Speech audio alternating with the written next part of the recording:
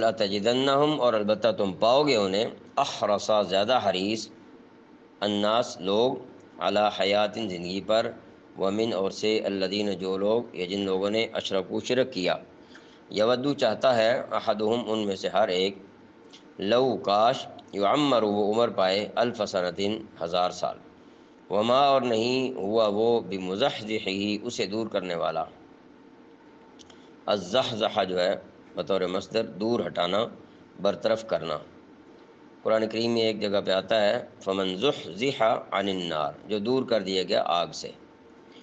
تو بمزحزحہ اسے دور کرنے والا، من العذاب عذاب سے، ان یعمر کہ وہ عمر دیا جائے، واللہ اور اللہ تعالی بصیر دیکھنے والا ہے، بما یعملون وہ جو کچھ وہ کرتے ہیں۔ وَلَتَجِدَنَّهُمْ أَحْرَصَ النَّاسِ عَلَى حَيَاةٍ وَمِنَ الَّذِينَ أَشْرَكُوا، یقیناً تم ان لوگوں کو پاؤ گے کہ انہیں زندہ رہنے کی حرص، طمع، لالچ دوسرے تمام انسانوں سے زیادہ ہے، یہاں تک کہ مشرکین سے بھی زیادہ ہے۔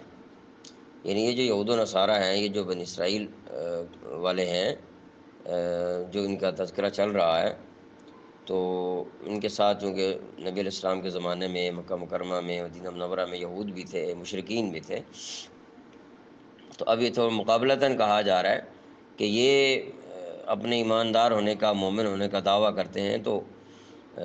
اور اللہ تعالیٰ کے محبوب ہونے کا بھی دعویٰ کرتے ہیں، اور یہ کہتے ہیں کہ ہمیں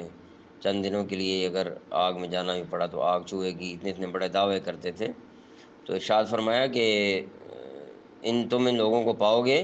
کہ انہیں زندہ رہنے کی حرص دوسرے تمام انسانوں سے زیادہ ہے، اور ساتھ ہی اضافہ فرما دیا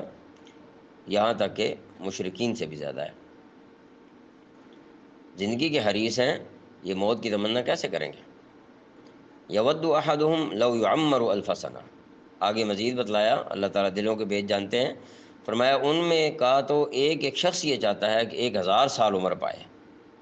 وما هو بمزحزحہ من العذاب ان یعمر، حالانکہ کسی کا بڑی عمر پا لینا اسے عذاب سے دور نہیں کر سکتا، جب بھی مرے گا وہاں جائے گا، حساب کتاب ہوگا اور اعمال